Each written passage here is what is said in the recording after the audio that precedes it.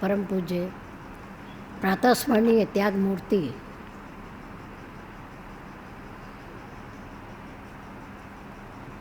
संत शिरोमणि श्री सद्गुरुदेव जी महाराज श्री सद्गुरु अर्चनीय वंदनीय धर्म स्वरूप पुरस्माद भक्ति स्वरूपा मातृ शक्ति प्यारी बहन, प्रातःकाल की शुभवेला में भव्य श्री परम सुंदर सत्संग भवन के प्रांगण में परम पूज्य गुरुदेव जी के चरणारविंद में परम पिता परमात्मा को साक्षी मानते हुए अपने अपने पैरों की चौकड़ी लगाकर बैठते हुए, शरीर को सीधा रखते हुए, मन को अपने पास लाते हुए, चित्तवृत्ति को एकाग्र करके बैठते हुए, चेहरे को मंच की ओर रखते हुए, आंखें खोल करके बैठते हुए, धर्ममय वातावरण में किसी भी प्रकार की हलचल को रोकते हुए धर्म की चर्चा, जीवन सुधार की चर्चा, प्रभु की पवित्र पावनी चर्चा कहने और सुनने का प्रयास कीजिए।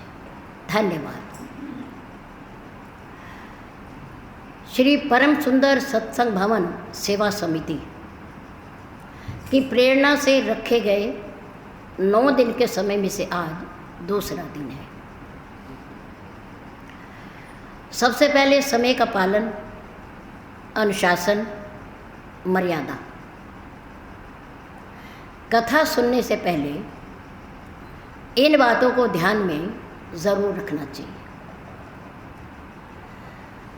जीवन का समय बड़ा अनमोल है और इसकी रफ्तार बड़ी तेज है।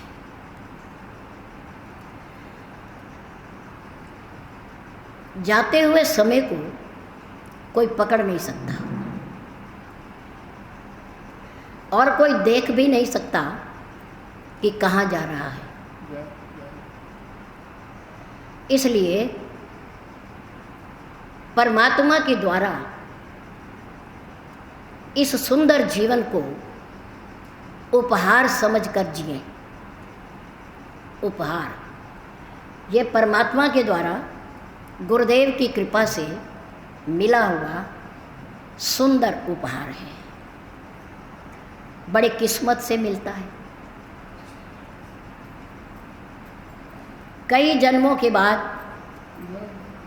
कभी पुण्य एकत्र होते हैं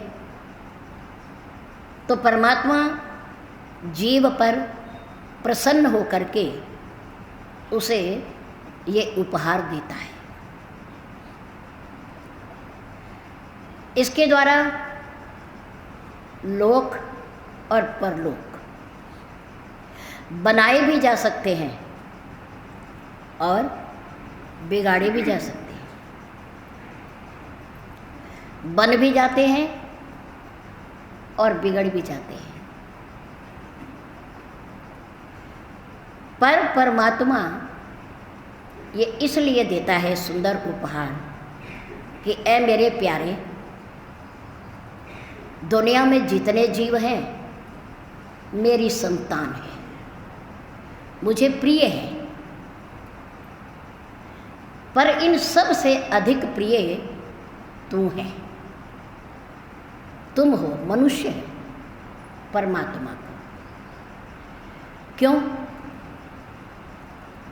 क्योंकि जन्म जन्मांतर में बांधे गए बंधन को खोलने का ये सुनहरा अवसर है।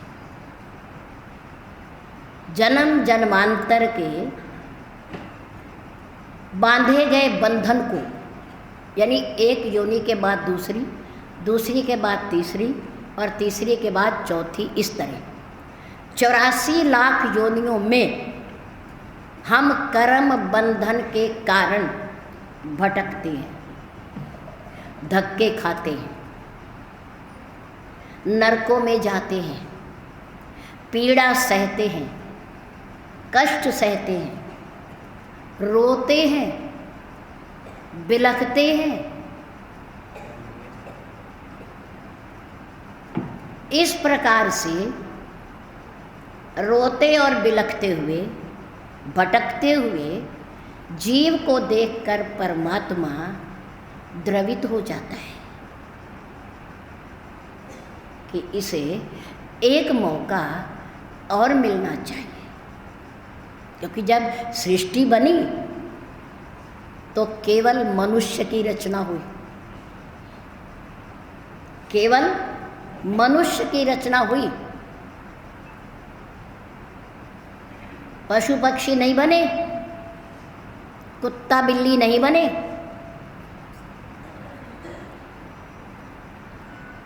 चतुर्मुख ब्रह्मा जी ने सृष्टि की रचना करते हुए देव, मानव और दानव तीन की रचना की।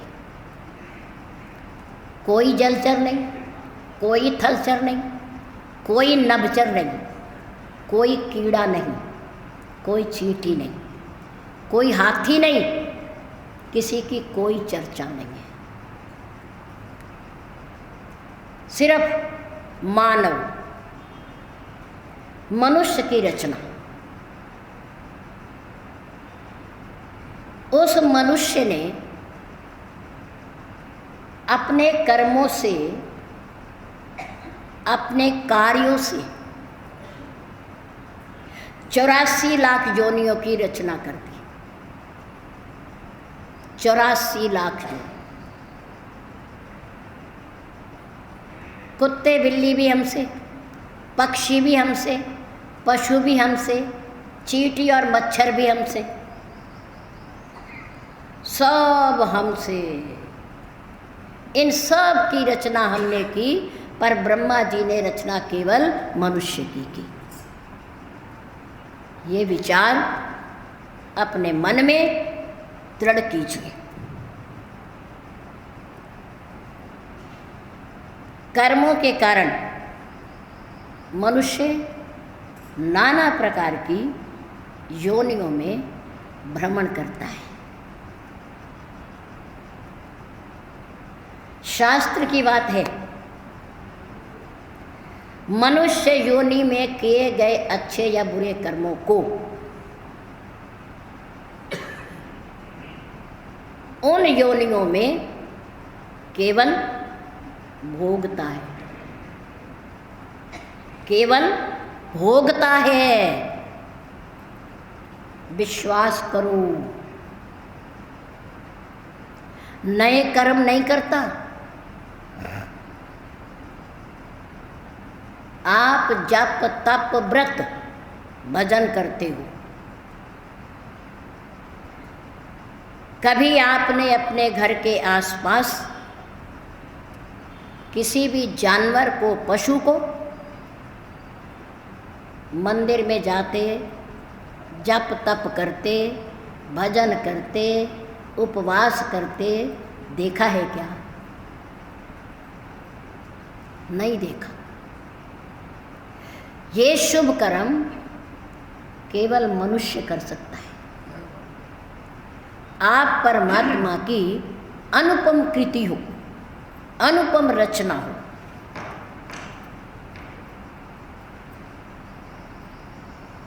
उसका उपहार, उसकी अनुपम रचना समझ करके इस जीवन को जिए। हमने अनेक जन्मों में किए गए कर्मों के बंधन को खोलना है, यानी मुक्त होना है। 84 लाख योनि से मुक्त होना है। इसलिए भगवान राम ने राजा बनने के बाद, सिंहासन पर बैठने के बाद केवल हजारों वर्ष राज्य किया होगा, लेकिन उस हजारों वर्ष के राज्य में केवल एक बार ऐसा किया, केवल एक बार। एक बार रघुनाथ बुलाए, गुरु द्विज पुरवासी सब आए, जिसमें सद्गुरुदेव महाराज, महर्षि वशिष्ठ, महर्षि विश्वामित्र, अन्य महापुरुष भी पधारे। द्विज ब्राह्मण लोग, विद्वान लोग, सज्जन लोग भी पधारे और अयोध्या के निवासी पूर्ववासी वहाँ के रहने वाले भी सब आए। एक बार रघुनाथ बुलाए, गुरुद्विजपुरवासी सब आए। सब आए और सबको यथा स्थान पर बिठा दिया गया। जब सब बैठ गए, समय से आ गए, तो प्रभु राम ने बोलना प्रारंभ किया और सबसे पहले एक पंक्ति का उच्चारण किया कि आज मेरे आमंत्रण पर आप सब आए हैं, हम आप सबका स्वागत करते हैं।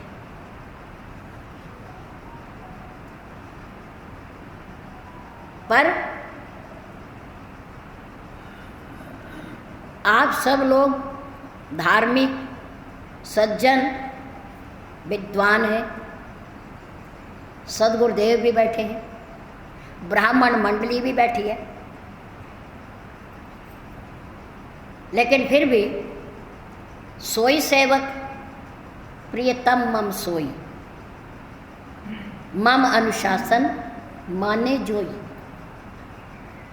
जो मेरी मर्यादा, मेरा अनुशासन स्वीकार करेगा वही मेरा सेवक है और वही मेरा प्यारे से भी प्यारा है। प्रियतम सोई सेवक, प्रियतम मम सोई, मम अनुशासन माने जो। आपके सामने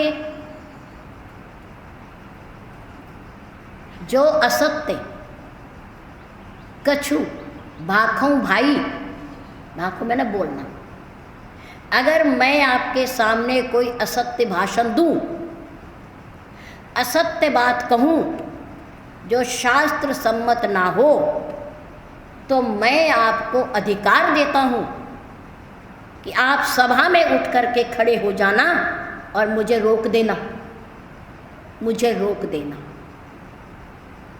ये प्रभु राम ने श्रोताओं को, आए हुए पूर्ववासियों को, सदगुरुदेव को और ब्राह्मण मंडली को अधिकार दिया।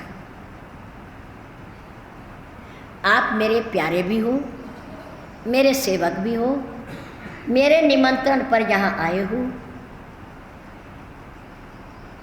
इसलिए अगर आपको कुछ कहते हुए, भाषण देते हुए मैं कुछ असत्य कहने लगूं जो शास्त्र सम्मत ना हो, तो आप खड़े होकर के मुझे बीच में टोक सकते हैं, रोक सकते हैं कि ये गलत है, आप ऐसा क्यों कह रहे हैं। ये किसने कहा? ये बात किसने कही? प्रभु राम ने। किसको कही? श्रोताओं को, आने वाले सभी भाइयों को, ब्राह्मण मंडली, पूर्ववासी, पूरे समाज को उसके अंदर ये घोषणा की। सब सुनकर के शांत बैठे हैं कि प्रभु ने जो कहा अच्छा, कहने लायक है और हमारे सुनने लायक है। सबसे पहले ये बात कही उन्होंने, उपदेश देते हुए सबसे पहले पंक्ति, बड़े भाग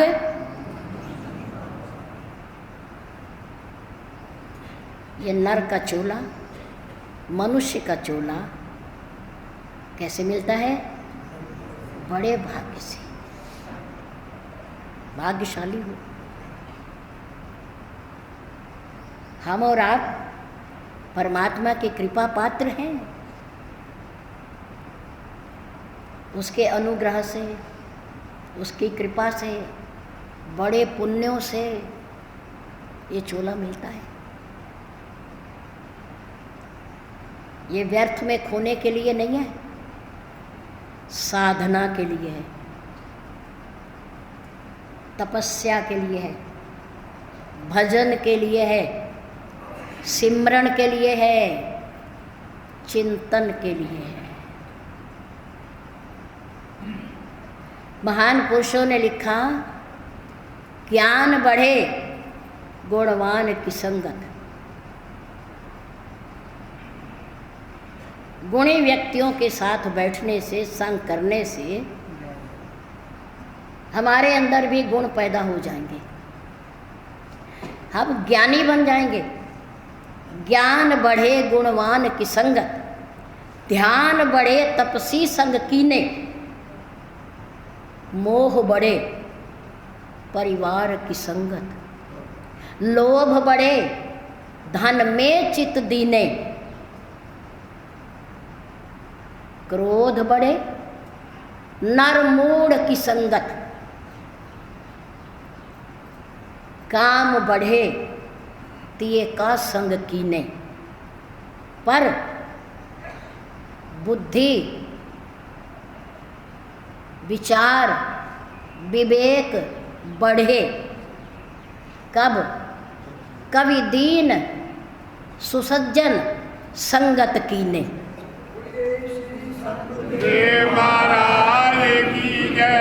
ज्ञान बढ़े गुणवान की संगत, ध्यान बढ़े तपसी संग कीने, मोह बढ़े परिवार की संगत, लोभ बढ़े धन में चित दीने, क्रोध बढ़े नर मूढ़ की संगत। मूढ़, गोस्वामी तुलसीदास जी ने रामचरितमानस में लिखा कि एक होता है मूर्ख,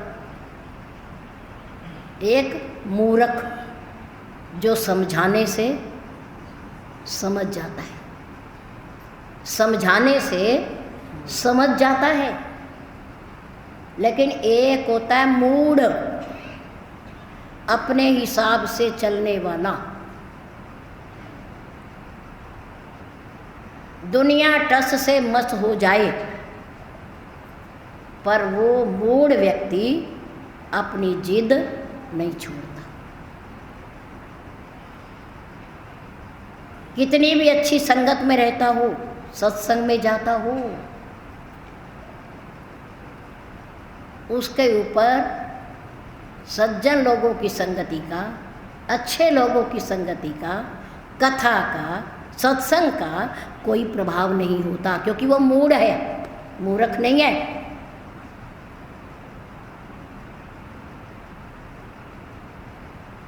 गोस्वामी तुलसीदास जी ने लिखा, फूल ही फल ही न बैत,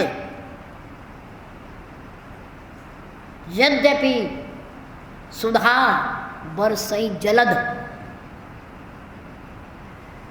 बांस के पौधे के ऊपर ना कभी फल आता है और ना कभी फूल आता है। भले ही बादल उसके ऊपर अमृत की वर्षा भी कर दे तो भी उसके ऊपर कोई प्रभाव होने वाला नहीं है, क्योंकि वो अंदर से खाली है। बांस अंदर से खोखला होता है, खाली होता है। जिस प्रकार बांस के ऊपर भले ही अमृत की वर्षा हो जाए फिर भी वो फलने फूलने वाला नहीं है, ठीक इसी प्रकार से मूढ़ व्यक्ति को अगर ब्रह्मा जी के समान भी ज्ञानवान गुरु मिल जाए तो भी वो बदलने वाला नहीं है। मूढ़ व्यक्ति की उपमा खोखले बांस से दी, खोखले बांस। ये मूढ़ व्यक्ति अंदर से खाली होता है और किसी की मानता भी नहीं, सुनता भी नहीं।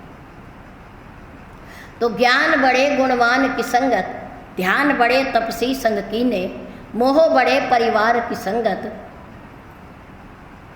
और लोभ बड़े धन में चित दीने।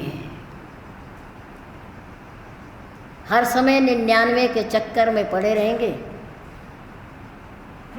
तो लोभ बढ़ता रहेगा, घटता नहीं है। जिमि प्रति लाभ लोभ अधिकाई, दुकान में व्यापार में लाभ होता रहेगा तो लोभ और बढ़ता रहेगा, घटेगा नहीं। जैसे जुआरी सोचता है ना कि इस बार मैं हार गया, मेरा दाव नहीं चला, कोई बात नहीं, कोई बात नहीं, पर मैं भी हारने वाला नहीं हूँ, एक दाव और से, एक दाव और से। वो दाव पे दाव लगाता चला जाता है इस आशा को लेकर के कि मैं अब जीतूंगा, मैं अब जीतूंगा, मेरा सारा वापस आ जाएगा, इस आशा को लेकर के। यही बात लाभ और लोभ की है। एक बार लोभ हुआ, 50, 60, 70, 80, 90 हो गए, 99 तक हो गए। अब एक के चक्कर में आदमी भटक रहा है, किसी तरह 100 हो जाए, किसी तरह 100 हो जाए, 100 हो गए तो 1000 हो जाए। ये तो दिन रात आपके ऊपर बीत रहा है, रोज की कहानी है। लोभ बड़े धन में चित दीने, और क्रोध बड़े नर मूढ़ की संगत। मूढ़ व्यक्ति की संगति करने से क्रोध बढ़ता है, घटता नहीं है। सज्जन व्यक्ति को मिल जाए तो क्रोध भले ही घट जाए, पर अगर कोई मूढ़ और मूर्ख मिल जाए तो क्रोध घटेगा नहीं बल्कि बढ़ेगा। और काम बढ़े तिय का संग कीने, बुद्धि विवेक विचार बढ़े, कवि दीन सुसंजत संगत कीने। बुद्धि सद्बुद्धि हो जाती है, ज्ञान जागृत हो जाता है, सोया हुआ ज्ञान जागृत हो जाता है, विचार सद्विचार हो जाते हैं। कब? जब हमारा मेल किसी सज्जन धार्मिक व्यक्ति से हो जाता है, या हम सत्संग में जा बैठते हैं, तो हमारी बुद्धि भी और विचार भी और विवेक ज्ञान भी बढ़ने लगता है। इसलिए मानव देह प्राप्त करने के बाद जन्म जन्मांतर के बंधन खोलने के लिए, बुद्धि को सद्बुद्धि बनाने के लिए, विचारों में प्रगति के लिए सत्संग बहुत आवश्यक है। जैसे भगवान राम ने अपने पूर्ववासियों को दिया, बड़े भाग मानुष तन पावा। ऐ मेरे प्यारे, ये मानव देह जो हमें प्राप्त हुई है, ये बड़े भाग्य से मिलती है, और ये शरीर मांगने से नहीं मिलता। हम चाहें कि अगला शरीर हमें फिर मनुष्य का मिल जाए, ऐसा नहीं है। अच्छे कर्मों की अधिकता होगी तो परमात्मा प्रसन्न होकर के अपने आप दे देगा, और बुरे कर्मों की अधिकता होगी तो कर्मों के हिसाब से उसी योनि में डाल देगा।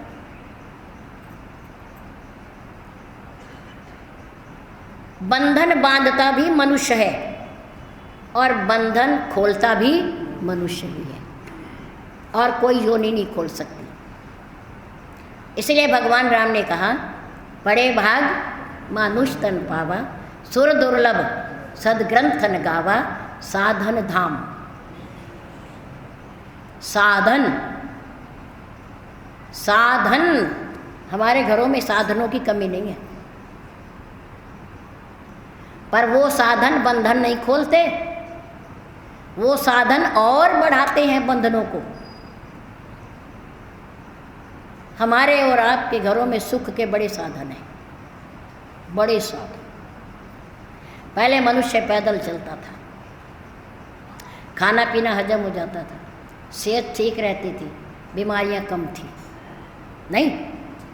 फिर व्यक्ति साइकिल पे चलने लगा, उसमें भी थोड़ा ठीक था, हाथ पैर हिलते थे, कसरत होती थी, पेट ठीक रहता था। धीरे धीरे व्यक्ति के सामने और साधन आ गए, विज्ञान ने तरक्की की, उन्नति की, स्कूटर आ गए, मोटरसाइकिल आ गए, उस पे चलने लगा। शरीर कम काम करने लगा, थकने कम लगा, भोजन कम हजम होने लगा, बीमारियां होने लग गई।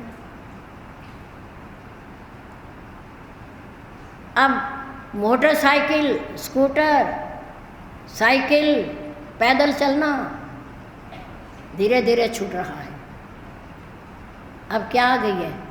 अब 4 पहियों वाली कार आ गई। घर में तो आ गई कार और हम हो गए बेकार।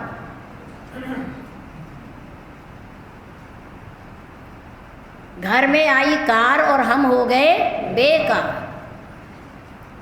नाना प्रकार की बीमारियों ने शरीर को घेर लिया। इन बीमारियों को निमंत्रण किसने दिया? हमने दिया। महापुरुष सैकड़ों साल जीते हैं, जो नियम पे चलते हैं, जो संयम से रहते हैं, जिनके उठने का नियम है, सोने का नियम है, खाने का नियम है, पीने का नियम है, हर बात का नियम है, संयम है, नियंत्रण है अपने जीवन पर। क्या खाना है, क्या नहीं खाना। जिनको ये पता है उनको बीमारी जल्दी नहीं घेरती। हमारे पूज्य गुरुदेव जी ने 80 साल के बाद आंखें बनवाई। 80-85 साल के बाद जरूरत ही नहीं पड़ी, क्योंकि नियम बहुत थे, जीवन में संयम था, नियंत्रण था अपनी इंद्रियों पर, और बीमार भी नहीं हुए।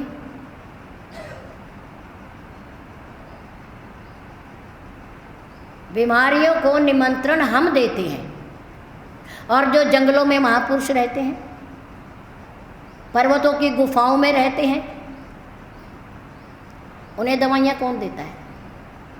उनकी बीमारी का इलाज कौन करता है? उनकी आँख कौन बनवाता है? कौन उनके चश्मे लगवाता है? जरूरत ही नहीं पड़ती, क्योंकि नियम और संयम है, ये बहुत जरूरी है। साधन, ये शरीर साधनों का धाम है, धाम।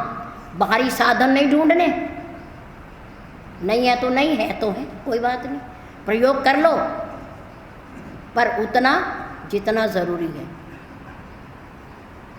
ये नहीं कि हम उनके बिना रह ही नहीं सकते, हम जी नहीं सकते उनके बिना, नहीं। साइकिल के बिना भी जी सकते हैं, स्कूटर के बिना भी जी सकते हैं, कार के बिना भी जी सकते हैं, जिया जा सकता है, ऐसा नहीं है।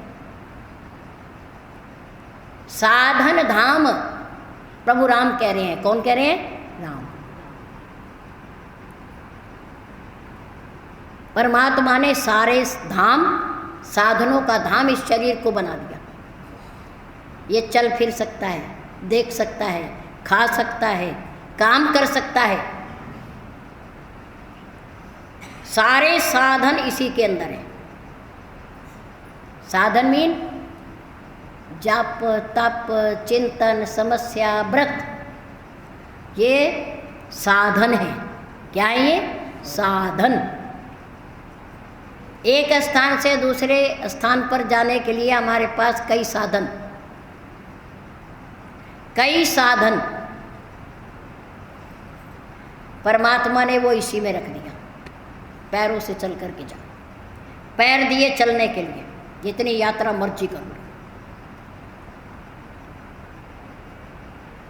आंखें दी बड़ी सुंदर, हमें खुद अपना नुकसान करे तो वो क्या करे? वो परमात्मा क्या करे? उसने तो देकर भेजी। साधन धाम मोक्ष कर द्वारा, ये शरीर मुक्ति का दरवाजा है। साधनों से मुक्ति को प्राप्त किया जा सकता है। इन साधनों से मोक्ष को प्राप्त किया जा सकता है। मुक्त मीन स्वतंत्र, मुक्त मीन स्वतंत्र, अब किसी योनि में नहीं आना। इसका साधन कौन कर सकता है? कौन? हम कर सकते हैं, मनुष्य कर सकता है, और कोई नहीं कर सकता। गाय को हम माँ कहते हैं, हम उसकी पूजा करते हैं, उसका अमृत हम पीते हैं। सात्विक पशु है वो, मांस नहीं खाता वो। उसका गोबर भी काम आता है, मूत्र भी काम आता है, उसके श्वास भी काम आते हैं, उसका स्पर्श भी सुखदायी है। गाय पवित्र मानते हैं, पर परमात्मा ने उसे मोक्ष का दरवाजा नहीं कहा, उसे मोक्ष का साधन नहीं कहा। मोक्ष का साधन किसके पास है? किसके पास है? हमारे और आपके पास है। और मुक्ति की कोई खोज नहीं कर सकता। क्यों? क्योंकि ये बंधन हमने बांधे हैं, हम ही खोलेंगे।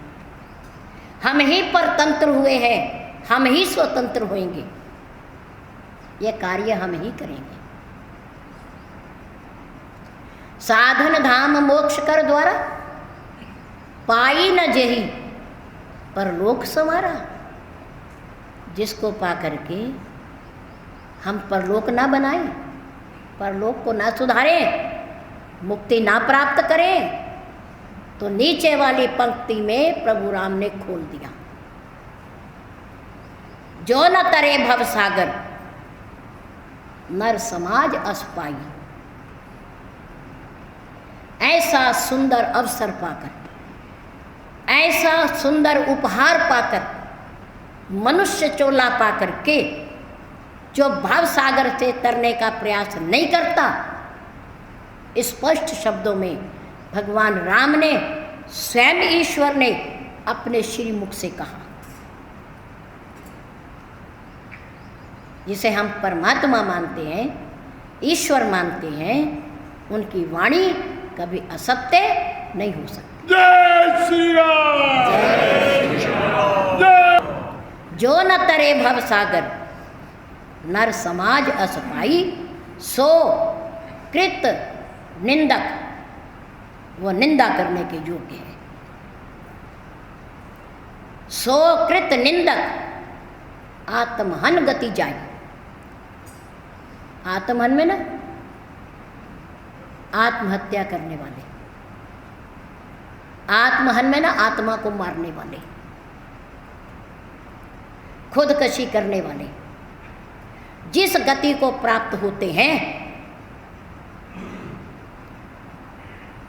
वो व्यक्ति उस गति को प्राप्त होते हैं जो ऐसा सुंदर उपहार पा करके परमात्मा का भजन, जप तप सिमरन नहीं करते। ये राम कह रहे हैं, हम नहीं कह रहे, तुलसीदास जी भी नहीं कह रहे, स्वयं परमात्मा कह रहे हैं। और किसको कह रहे हैं? गुरुदेव को कह रहे हैं, ब्राह्मण मंडली को कह रहे हैं, विद्वानों को कह रहे हैं, पूर्ववासियों को कह रहे हैं। ये कथा सुना रहे हैं। बड़े भाग मानुष तन पावा, सुर दुर्लभ सदग्रंथन गावा। साधन धाम मोक्ष कर द्वारा, पाई न जही परलोक संवारा। परलोक को नहीं देखते हम। पाप करते समय हम अक्सर कह देते हैं किसने देखा, अगला लोक किसने देखा, जो होगा देखा जाएगा। पर जब देखते हैं तो रोते हैं, भटकते हैं। जब यमदूतों के द्वारा पीड़ा दी जाती है, आरे से चीरा जाता है, अग्नि में जलाया जाता है, तो हम रोते हैं। कर्म करते समय तो हंसते हैं, पर भोगते समय रोते हैं, क्योंकि कर्मों का फल अवश्य भोगना पड़ेगा। एक बार परमात्मा तो हमें क्षमा कर देगा, हमारे गुरुदेव तो हमें क्षमा कर देंगे, पर हमारे कर्म हमें कभी क्षमा नहीं करेंगे। सद्गुरुदेव महाराज की।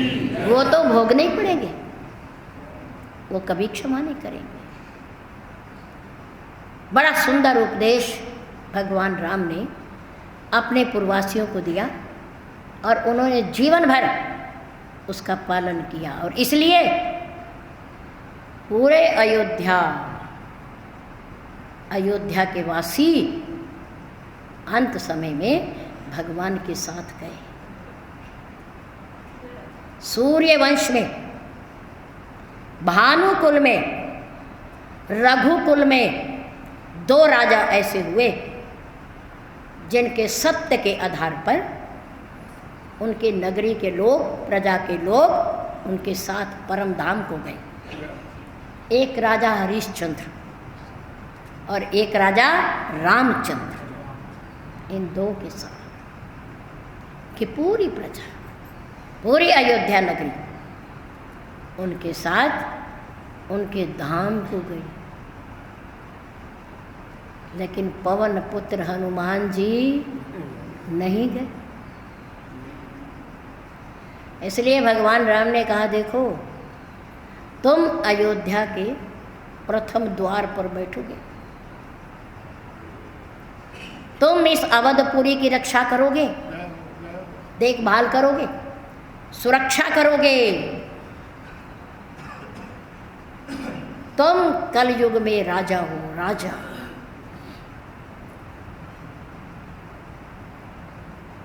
आज भगवान राम के मंदिर तो कम होंगे, पर हनुमान जी के मंदिर बहुत ज़्यादा होंगे। और भगवान राम का जन्मदिन, प्रगट दिवस, हम एक श्री राम नवमी को चैत्र मास में मनाते हैं, पर हनुमान जी के जन्मदिन को हर मंगलवार को मनाया जाता है। भक्त हनुमान की, भक्त हनुमान की। इसलिए जीवन में परेशानियां आए, प्रतिकूल परिस्थितियां आए, पर अपने धर्म को नहीं छोड़ना चाहिए, उनसे घबराना नहीं चाहिए। प्रतिकूल परिस्थितियां हमारा सौभाग्य है, याद रखो। जीवन में आने वाली प्रतिकूल परिस्थितियां हमारा सौभाग्य है।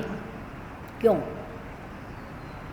क्योंकि प्रतिकूल परिस्थिति आने पर हम परमात्मा को दुगना याद करते हैं।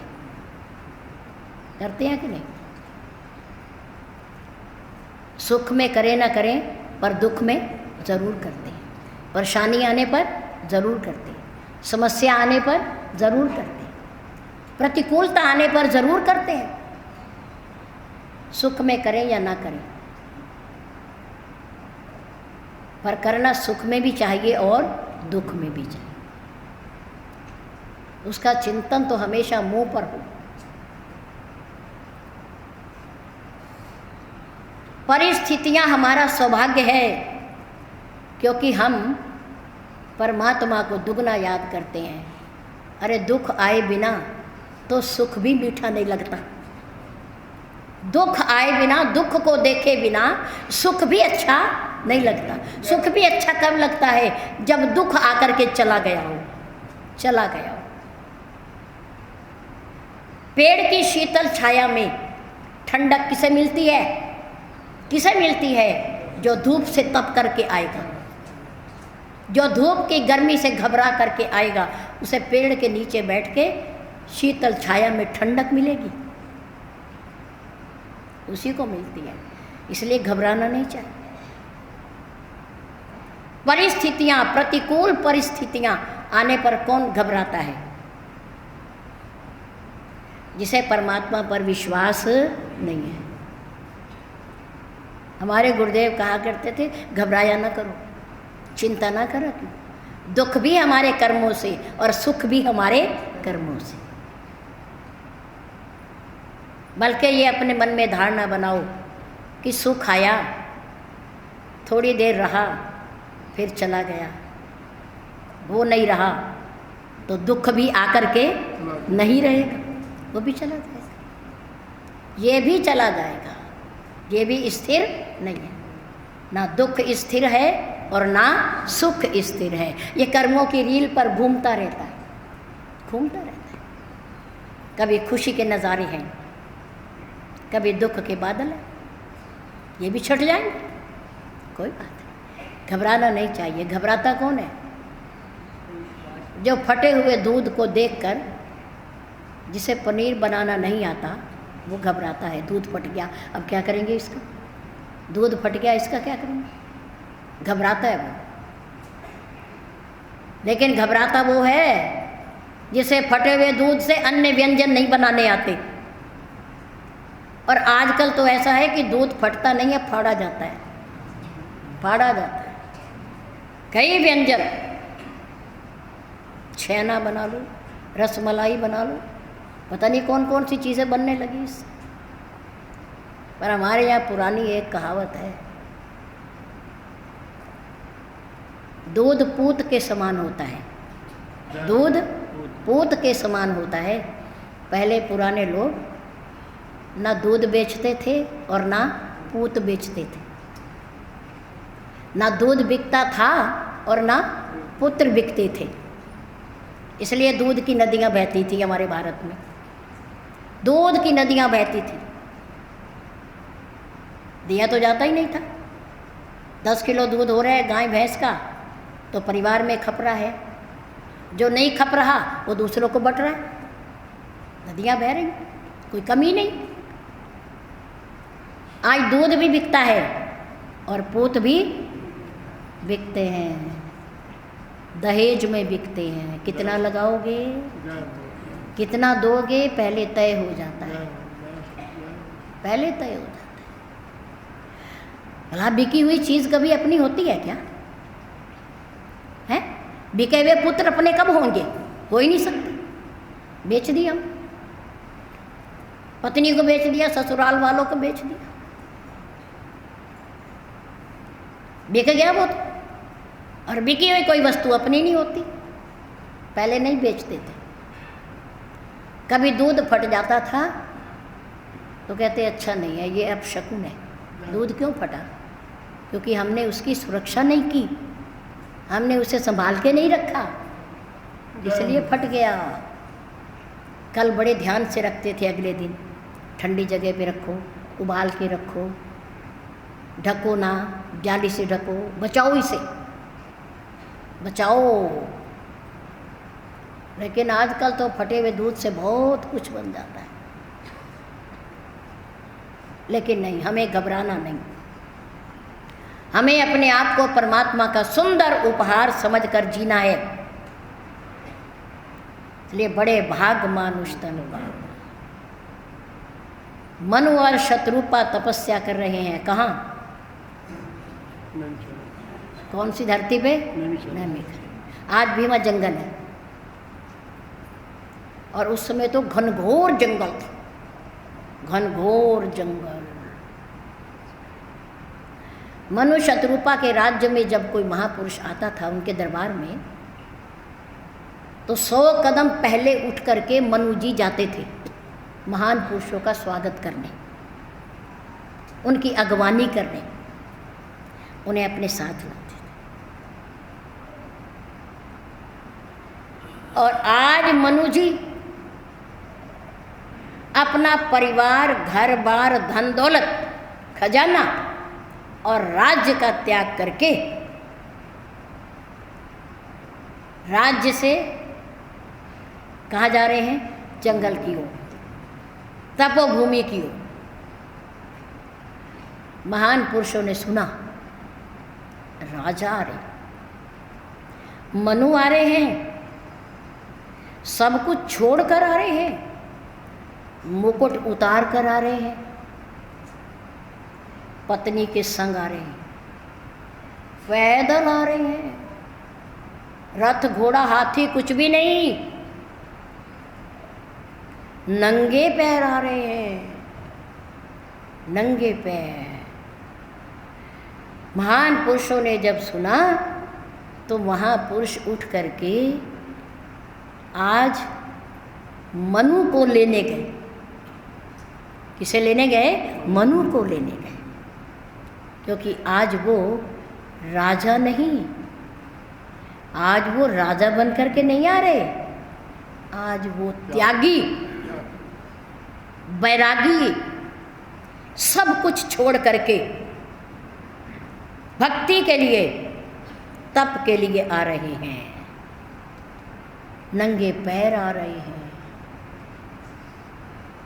शाही वेशभूषा नहीं है। आज महापुरुष उन्हें लेने गए, उनकी अगवानी करने गए।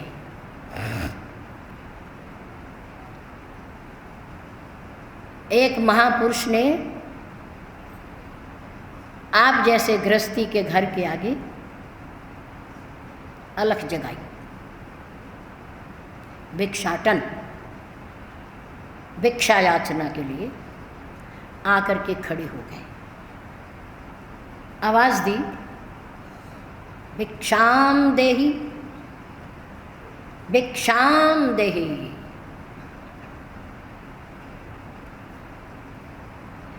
अंदर से सदगृहस्थ निकल करके आए, दरवाजा खोला, उन्होंने महान पुरुषों को प्रणाम किया। शिष्टाचार है, सभ्यता है। महान पुरुषों ने भी उनके अभिवादन, उनके प्रणाम के बदले उन्होंने भी उन्हें प्रणाम कर दिया। सदगृहस्थ हैरान कि मेरा तो बनता है, मैं गृहस्थी हूँ, परिवार वाला हूँ, भोगों की दुनिया में रहता हूँ, कि मैं इन्हें प्रणाम करूं, नमस्कार करूं। पर ये तो महापुरुष है, ये तो त्यागी है, इन्होंने मुझे क्यों किया प्रणाम? मन में कौतूहल, भ्रम, संशय।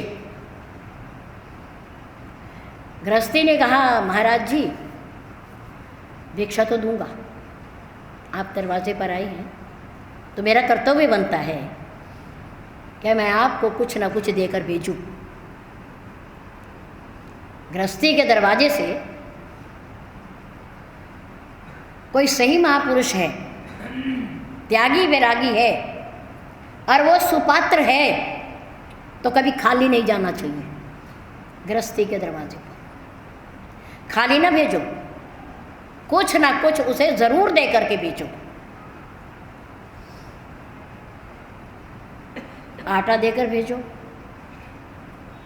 दलिया देकर भेजो, चावल देकर भेजो, पकवान देकर के भेजो, कुछ भी देकर भेजो, खाली ना भेजो। सीता माँ इसी परंपरा को निभा रही थी, पर रावण सच्चा साधु नहीं था, वो नकली था, वो बना हुआ था। लेकिन सीता माँ ने अपने गृहस्थ की मर्यादा को निभाने के लिए रेखा को पार करके भिक्षा देनी चाहिए। नहीं पहचान पाई माँ। लेकिन आजकल तो, उस समय नकली है कि साधु था रावण, बाकी जंगल में सब रहने वाले तो असली थे, जिनकी रक्षा के लिए भगवान ने इतनी बड़ी लड़ाई लड़ी। नहीं, लेकिन आजकल तो नकली ज़्यादा हैं और असली कम है, पहचान ही नहीं होती कौन असली और कौन नकली। आज तो किसी की भलाई करने का जमाना ही नहीं रहा, क्या करे आदमी, पहचान ही नहीं होती। ऐसे ऐसे चमत्कार हैं साधुओं के, ऐसे ऐसे वेशभूषा है, निराली निराली।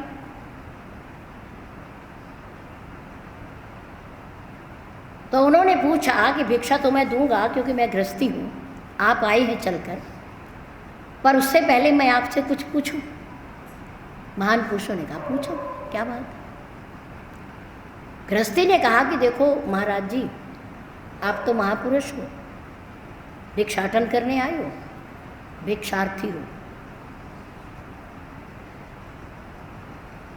मैंने आपको प्रणाम किया, मेरा फर्ज था, मेरा कर्तव्य था।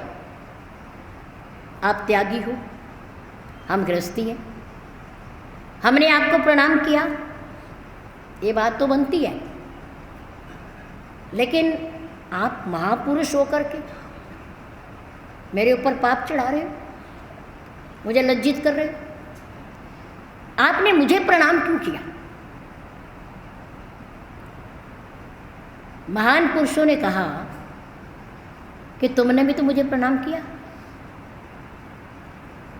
सदगृहस्थ ने कहा मेरा तो फर्ज था, आप महापुरुष हो, आपने घर बार का त्याग कर दिया है, परिवार छोड़ दिया है, बस्ती छोड़ दी है, सब कुछ छोड़ दिया,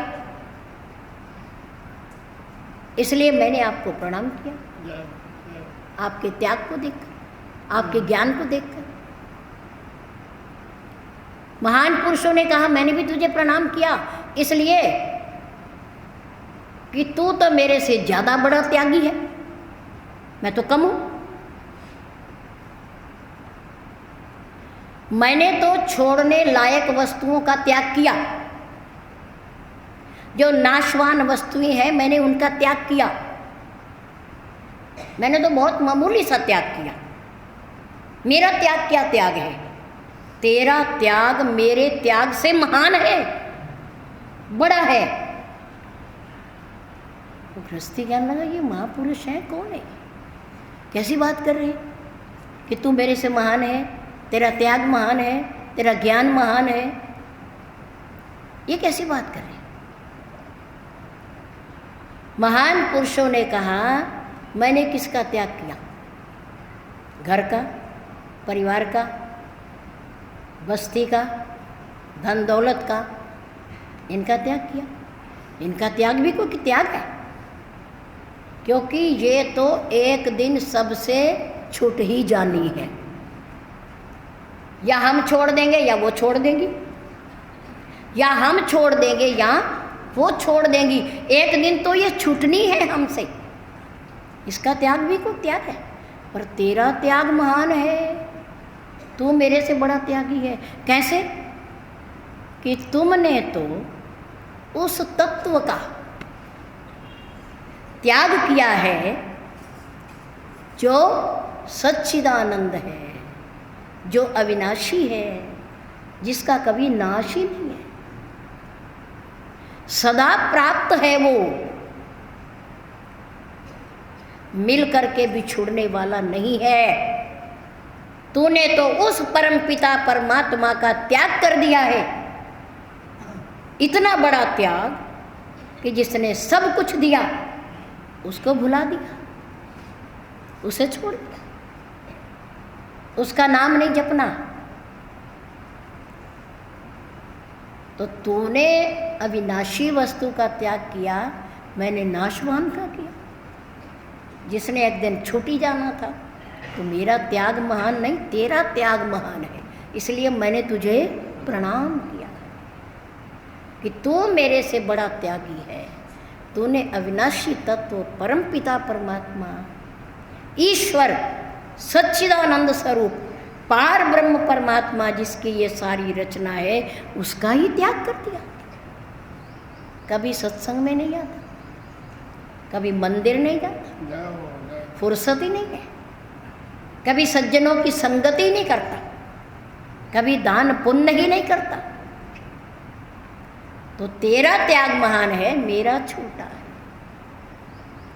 हम कौन सी त्याग की श्रेणी में आते हैं? हमने किसका त्याग किया है? संतों ने उन्हें प्रणाम किया कि तू कहाँ जा रहा है, तू संभल, मैं तो संभल गया हूँ, तू संभल, तू अपने आप को संभाल।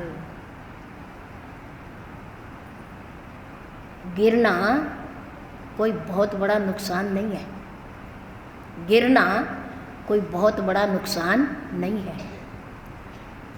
बच्चा जब चलना सीखता है तो 100 बार गिरता है, 100 बार गिरता है, और अपने पैरों से चले इसके लिए पिता अपनी उंगली छुड़वा देता है, अपनी उंगली को छोड़ देता है, बच्चे की उंगली को छोड़ देता है कि ये अपने पैरों से चले। और अपने पैरों से चलते हुए बच्चा कई बार गिरता है, जो गिर करके उठ जाता है वो दौड़ने लगता है, लेकिन जो गिरेगा गिरा ही रहता है,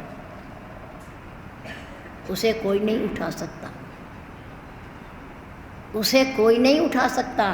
गिरना कोई बुरी बात नहीं है, पर गिर के उठ जाना बहुत बड़ी बात है, बहुत बड़ी बात। श्री सदगुरुदेव महाराज लकड़ वाले बाबा की, लकड़ वाले बाबा की। मनु को जब आता हुआ देखा तो महान पुरुष बड़े खुश हुए, बड़े प्रसन्न हुए कि नाशवान वस्तुओं का त्याग करके अविनाशी तत्वों को पाने के लिए आज मनु सबका त्याग करके आ रहे हैं, सबका त्याग करके आ रहे हैं, इसलिए उनकी अगवानी करनी चाहिए। उठ करके उन्हें लेने गए, अपने पास ला करके बिठाया अपनी कुटिया में, उनका धन्यवाद किया। धन्य हो मनु, परिवार आज्ञाकारी है, धन दौलत की कोई कमी नहीं है, खजाने भरे पड़े हैं, प्रजा सम्मान करती है, सुख शांति है चारों ओर, और ऐसे वातावरण को त्याग करके छोड़ करके आप जो यहाँ आकर के बैठ गए हो, आपकी महानता है, आपकी महानता है। बहुत वर्षों के बाद उनकी परीक्षा करने के बाद इन्होंने तन से छोड़ा या मन से छोड़ा, तन से छोड़ा या मन से छोड़ा उन विषय भोगों को, तब महापुरुषों ने जा कर के कहीं उन्हें उपदेश दिया, उन्हें दीक्षा दी, उन्हें मंत्र दिया। 12 अक्षर मंत्र पुनि जपहि सहित अनुराग, वासुदेव पद पंकज ही दंपति मन अति लाग। 12 अक्षर ओम नमो भगवते वासुदेव, 12 अक्षर वाले मंत्र का जाप गुरु दीक्षा महापुरुषों ने मनु और शत्रुपा को दी, जिसका जाप 6000 बरस तक मनु जी ने केवल पानी का सहारा लिया, पानी को भोजन बनाया और तपस्या की। 7000 बरस तक मनु जी ने केवल हवा के आधार पर, हवा को भोजन मान करके पानी का भी त्याग कर दिया, तपस्या की। 10,000 बरस पानी और हवा दोनों का त्याग करके एक पैर पर खड़े होकर के भगवान की तपस्या की, तपस्या की। 7 और 6 13, 13 और 10 23, 23,000 बरस तक मनु जी ने नैमिक अरण्य की धरती पर घोर जंगल में बिना पानी बिना हवा के तपस्या की। तब कहीं जा कर के परमात्मा प्रसन्न हुए, ईश्वर प्रसन्न हुआ, और उन्होंने आकाशवाणी के माध्यम से मनु जी से पूछा, तुम्हें क्या चाहिए, तुम तप क्यों कर रही हो, तुम्हारा लक्ष्य क्या है, तुम क्या चाहते हो। मनु जी ने क्या मांगा, क्या उनकी अद्भुत मांग है, क्या अनोखी मांग है। भगवान के दरबार में खड़े होकर के हमारी भी यही मांग होनी चाहिए जिसकी चर्चा कल होगी।